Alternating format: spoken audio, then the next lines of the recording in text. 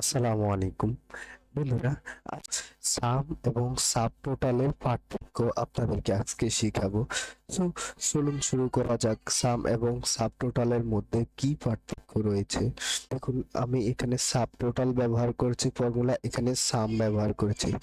So দুটোটার যোগফল কিন্তু একই। দেখুন, দুটোটার যোগফল কিন্তু একই। সো আমাদের পার্থক্যটা কোন জায়গায় সেটা বাহির করতে হবে।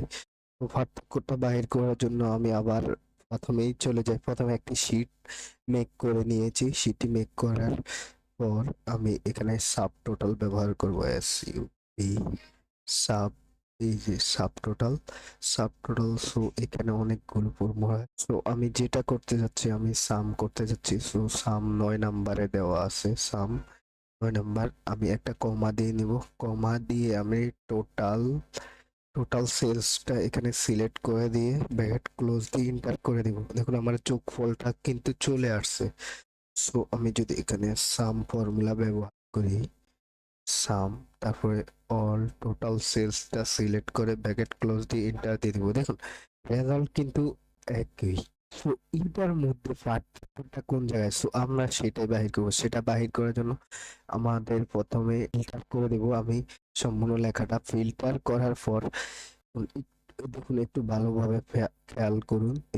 এখানে আমি এরিয়াটাকে একটু শর্ট ফিল্টার করব। ফিল্টার করে সাতপুর এবং সিলেক্ট, এই দুইটা সিলেক্ট করে দেব।